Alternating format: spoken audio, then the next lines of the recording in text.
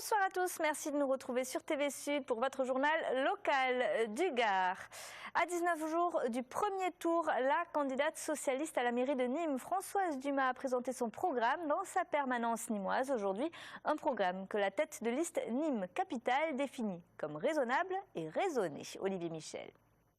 Pas d'effet d'annonce pour la candidate PS nîmoise. Lors de sa présentation de programme, Françoise Dumas s'est voulue pragmatique. Elle veut bien faire rêver les Nîmois, mais encore faut-il en avoir les moyens. Je suis là pour leur dire quelle est la réalité et en fonction de cette réalité, compte tenu du niveau de fiscalité et d'endettement de cette ville, de leur proposer un meilleur service, aussi les faire rêver dans des perspectives de création d'emplois, de développement économique et de nouvelles attractivités pour la ville. Si elle était élue, Françoise Dumas organiserait des assises de la culture et gèlerait les grands projets de la municipalité actuelle, tels que le TCSP ou le musée de la Romanité, qui sont à repenser. En soi, ce sont des projets qui ont déjà démarré et que nous essaierons de continuer, mais à condition qu'ils soient viables économiquement et que surtout on puisse les financer.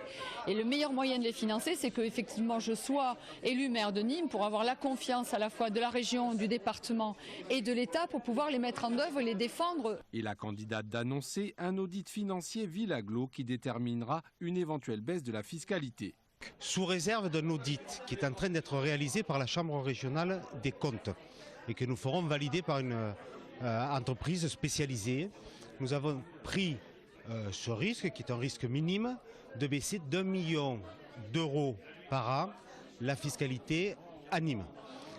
Ce qui fait en effet, à la sortie, à la fin du mandat, à peu près 6% de baisse de la fiscalité de façon maîtrisée. Une baisse dont le montant équivaut à celui annoncé par l'équipe adverse du maire sortant. Pas de quoi départager là les deux candidats. La saison de course camarguaise a repris le week-end dernier. Traditionnellement, c'est la journée en hommage à Fanfone-Guilherme dans le village d'Emargues qui célèbre le lancement des courses en cornes nues. Avec 6 taureaux de valeur sûre de l'élevage, cette course fut aussi l'occasion de voir à l'œuvre des valeurs montantes de la discipline côté raseteurs comme Mehdi Belgouri, Rudy Marquis ou Joachim Cadena. Le vainqueur du Trophée des As 2013 et quadruple vainqueur de la compétition était lui aussi présent. Écoutez. C'est les premières courses de la saison, donc les taureaux ont été très bien, mais c'est vrai qu'on voit qu'il manque un peu de jambes, hein, comme les raseteurs. Nous on a besoin aussi de trouver notre distance avec les taureaux, parce que les taureaux un peu à coup de tête, on l'a vu, les rubans restent longtemps. Donc voilà, c'est les premières courses où il faut qu'on arrive à se cadrer un peu tous, qu'on se trouve physiquement et que les taureaux se trouvent aussi. Mais je pense qu'avec ce qu'on a vu aujourd'hui, avec des taureaux un peu plus jeunes et puis surtout des jeunes un peu comme Mehdi et Joachim et Rudy, bon, c'est dommage qu'ils se soient fait mal, mais je pense qu'il y a une belle saison aux As à venir. Ouais. Je pense qu'il y a de quoi se régaler.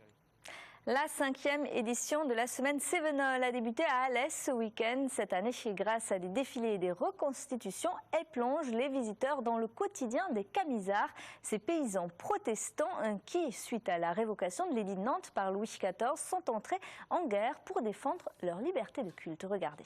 Je suis en train de rabioler l'abbaye d'Ioule. Eugène. Il a acheté du matériel qui casse, alors il faut bien y remettre au feu. C'est le quotidien des Camisards que la semaine Cévenol a choisi de mettre en scène pour sa 5e édition. Une véritable immersion dans la vie de ces paysans protestants cévenols entre 1629 et 1715 à la découverte de leurs us et coutumes. C'est un chante-pleurs. Je le remplis dans l'eau d'abord, où il nous fait son petit chant de bulles. Voilà.